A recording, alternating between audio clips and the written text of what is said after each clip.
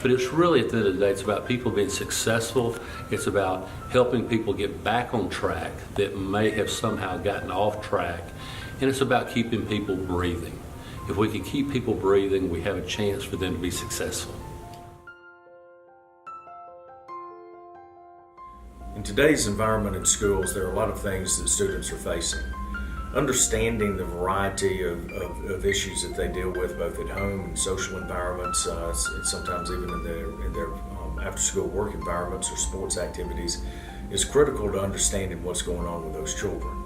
Behavioral intervention looks at a variety of factors dealing with social behaviors, grades, communications, everything that student is going through, particularly around when there's a negative event in that student's life.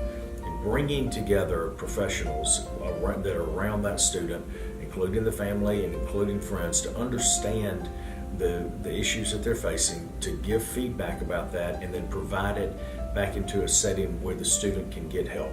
It's a really multidisciplinary approach that really takes into account the entire student's behavior and how that student can be addressed. Behavior intervention overall, if you can imagine that let's say you're looking at a real calm pond or lake, and then there's a rock that's falling towards that calm lake. That might be someone who is in distress in some way. Behavior intervention is what we want to do is reach out and we want to catch that rock before it hits the water. We want to intervene before we actually have that impact. If we do that, we're very, very successful. At this point, I tell you, there is faculty, there's staff, and there's students that have been able to be successful at Columbus State that were having some difficulty. And I think we've been very successful. We have a community of care now. And that community of care is looking to try to figure out ways to help people who might be in trouble, who might be spiraling for whatever reason, get back on track and be successful.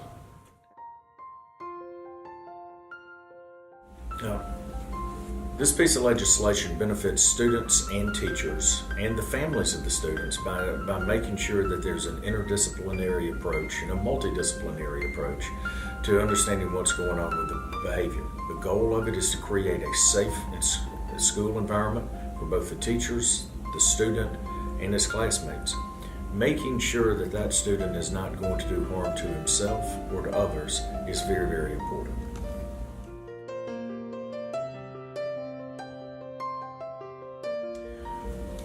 The goal of this assistance is to make sure that teachers and administrators and coaches and those surrounding the student have the resources that they need to help that student. Making sure that they have all of the student's information, making sure that they have a game plan, and making sure that that student's needs are addressed very early. Making sure that that student doesn't reach a critical or a crisis point.